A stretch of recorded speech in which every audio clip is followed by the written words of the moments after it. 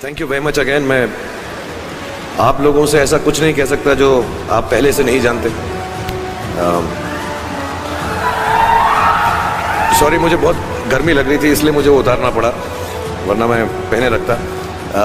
लेकिन सिर्फ दो चार बातें बोल दूंगा मैं आपको, क्योंकि मैं यहाँ पर आया हूँ और मुझे बहुत फ़ख्र होता है जब तालीम कोई हासिल करता है। मैं भी सराफ साहब को भी यही बता रहा था, मुझे खुद जो है बहुत प्राइड होती है जब लोग पढ़ाई लिखाई करते हैं। मुझे लगता है तालीम से ज़्यादा अहम कोई भी चीज़ दुनिया में नहीं है। और जैसा मैंने आपसे कहा, इस वक्त ये जो आपका मुकाम है, ये जो उम्र है आपकी, इस उम्र में आप में सबसे ज़्यादा जज्बा होगा, सबसे ज़्यादा ब्रेन सेल्स होंगे और सबसे ज़्यादा बाल होंगे। कुछ सालों बाद जज्बा भी कम हो जाएगा, बाल भी कम हो जाएंगे, ब्रेन सेल्स भी कम हो जाएंगे। सो ये जो मौका आपको ज़िंदगी ने दिया है, ये जो थ्रेशोल्ड पर आप हैं, जब आप बाहर जाएंगे, काम करना शुरू करेंगे और पढ़ाई करेंगे, आप में से कुछ ग्रेजुएट हो रहे हैं, कुछ पोस्ट ग्रेजुएट हो रहे हैं, बहुत सारे अभी पीएचडी हासिल करके गए। आप लोगों को सिर्फ इतना कहना चाहूँगा कि जैसे आपकी सोच है, जो आपके दिल में आए, ज़िंदगी भर सिर्फ वही कीजिएगा। क्योंकि जब आप मेरी उम्र के होंगे या अपने माँ बाप की उम्र के होंगे, अपने टीचर्स की उम्र के होंगे, तो कहीं ना कहीं दिल में कोई ना कोई रिग्रेट रह जाती है कि मैंने वो क्यों नहीं किया। तो हर लड़के और हर लड़की को मैं सिर्फ यही कहूँगा, प्लीज़ जो दिल में आए इस उम्र में ज़रूर कीजिएगा। मेरे जो वालिद थे, मैंने जैसे बताया, बहुत पढ़े लिखे थे, तो उन्होंने बहुत गरीब भी थे, उनको कभी कोई नौकरी नहीं मिली, हार्डली उनके पास पैसे होते थे। जो भी बिज़नेस उन्होंने शुरू किया, इतनी तालीम हासिल करने के बाद भी वो फेलियर ही रहा।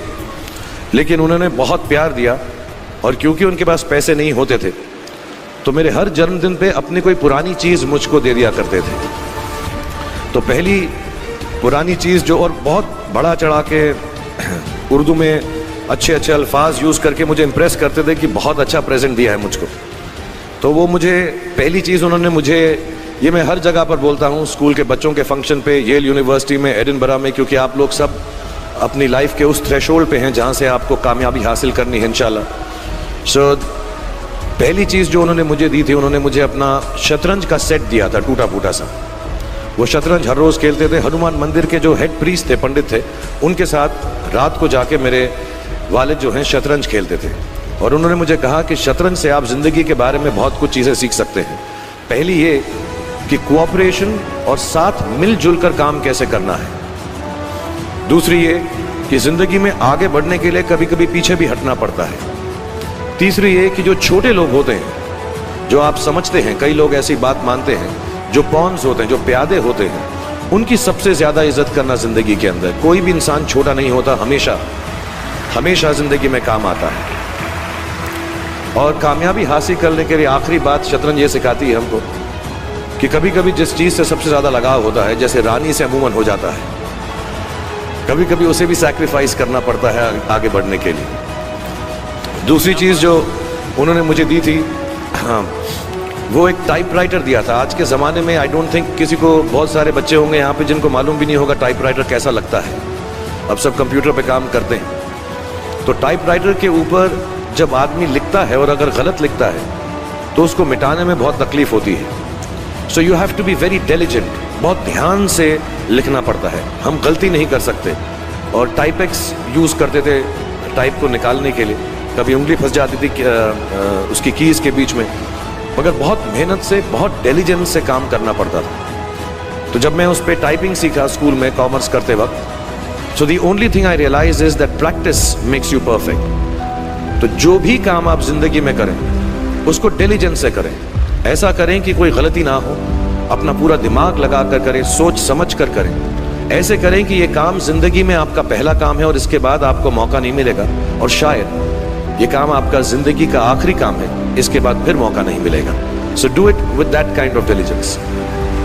तीसरी चीज़ उन्होंने मुझे कैमरा दी थी, क्योंकि बहुत गरीब थे, वो कैमरा चलता नहीं था बिल्कुल भी। सिर्फ उसके व्यू फाइंडर से बड़ी अच्छी अच्छी तस्वीरें दिख जाती थी, लेकिन खिंचती बिल्कुल भी नहीं थी। और इससे मुझे उन्होंने सीख दी कि जो हमारी क्रिएटिविटी होती है, हम जो भी, कभी कभी हमारी हॉबी होती है, कभी कभी हमारा उससे प्यार होता है, लेकिन हम उसको अपनी नौकरी नहीं बना सकते, अपना काम नहीं बना सकते। बहुत कम लोग ऐसे फॉर्चुनेट होते हैं जैसे मैं हूँ कि जो मेरी हॉबी थी, जिस चीज़ से मुझे प्यार था, कलाकारी से, एक्टिंग से, वो मेरा पेशा भी बन गया। अमूमन ऐसा होता नहीं है, लेकिन जो हमारी कला है, चाहे वो पोएट्री है, चाहे वो लिखना है, चाहे वो पेंटिंग है, चाहे जो भी चीज़, गाना है, अकेले में गाना है, हमारी क्रिएटिविटी ज़रूरी नहीं है कि दुनिया एक्सेप्ट करे। जैसे उस कैमरा की तस्वीरें दिखती नहीं है, लेकिन उसमें देखने से खूबसूरत लगता है हर कुछ, वैसे ही आपकी जो क्रिएटिविटी है वो अपने लिए रखें, क्योंकि ज़िंदगी में कभी ना कभी, कहीं ना कभी ऐसा मुकाम आएगा जब आप बहुत अकेला फील करेंगे। हो सकता है दुख का समय भी आए, उस वक्त आपकी जो क्रिएटिविटी है वो आपकी सबसे अच्छी दोस्त होगी, दुनिया उसको माने या ना माने।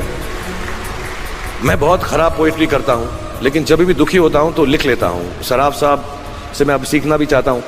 मैं रेख्ता पे जाऊँगा, मुझे लगता है ये कमाल की साइट है, थोड़ी मैं शायरी वगैरह सीखूँगा। मेरी शायरी बहुत ख़राब है कि हमने तुम्हारी याद में रो रो के टब भर दिए, वो आए और नहा कर चल दिए। इस लेवल की पोइट्री है। लेकिन जब दुख होता है, ये भी बैठकर जब लिखता हूँ तो बहुत दिल को शांति मिलती है। आखिरी चीज़ मेरे वालिद जी ने मुझे दी थी, वो तो मैं जल्दी से बताता हूँ। एक, उन्होंने मुझे कहा एक सेंस ऑफ ह्यूमर हमेशा रखना ज़िंदगी में, हंसते हमेशा रहना, एक चाइल्ड लाइक इनोसेंस ज़रूर रखना। जैसे एक छोटे बच्चे की जो एक इनोसेंस होती है, जो उसका दुनिया की तरफ जो नज़रिया होता है बड़ा इनोसेंट सा होता है, उसमें कोई खामी नहीं होती, गलती नहीं होती, अभी दुनियावी बातें नहीं आई होती, तो वैसे ही रखना। कई बार बचपन में मैंने जब बदतमीज़ी की या कोई गलत काम किया तो उन्होंने सेंस ऑफ ह्यूमर से मुझे बचाया। और ज़िंदगी भर अगर आप अपने ऊपर, अपने हाल पे, दुनिया पे, क्योंकि लोग आपसे हर कोई बात कहेंगे, अच्छी बात भी कहेंगे, बुरी बात भी कहेंगे, क्योंकि लोगों का काम है कहना। अगर आप उसको एक सेंस ऑफ ह्यूमर से देख सकेंगे तो ज़िंदगी जो है बहुत बेहतर रहेगी। And last not the least, what my father gave me, what my mother gave me and what your parents have given you, आपके जो पेरेंट्स हैं, जो आपको दिया है, वो सबसे बड़ी गिफ्ट है, गिफ्ट ऑफ लाइफ। ज़िंदगी की जो ज़िंदगी एक खुद ही सबसे बड़ा तोहफा है हमारी ज़िंदगी, और उसको वैसे ही ट्रीट कीजिए। ज़िंदगी के अंदर जो भी मुकाम आए, जैसी भी चीज़ें हों, अच्छा हो, बुरा हो, कभी अंधेरा हो, कभी उजाला हो, हर चीज़ को रिस्पेक्ट कीजिए और ज़िंदगी में ग्रेस रखिए हर इंसान की तरफ। हर इंसान जो भी आपसे जो भी बात करेगा, वो अपनी मुसीबत के हिसाब से करेगा, अपनी हैसियत के हिसाब से करेगा। कभी गलत बात भी बोलेगा, ऊंची बात भी बोलेगा। जब आप काम करेंगे, जब आप बड़ी बड़ी कंपनीज के अंदर नौकरी हासिल करेंगे, आपका हमेशा झगड़ा रहेगा, जो मेरा जूनियर है वो ऐसी बात करता है, मेरा सीनियर जो है ऐसी बात करता है। लेकिन सब जो हैं ज़िंदगी से जूझ रहे हैं, इस ज़िंदगी में कुछ बनने की कोशिश कर रहे हैं। सो वो ग्रेस जो है, वो लीवे जो है, हर किसी को दीजिएगा, जो आपके साथी हैं, जो आपके साथ साथ काम कर रहे हैं, जो आपका साथ काम नहीं भी कर रहे और जो आपका साथ नहीं भी दे रहे। ग्रेस से बड़ी चीज़ आप ज़िंदगी को वापस नहीं लौटा सकते। ये 4-5 चीज़ें याद रखिएगा। याद रखिएगा, नहीं रहे तो कोई बात नहीं।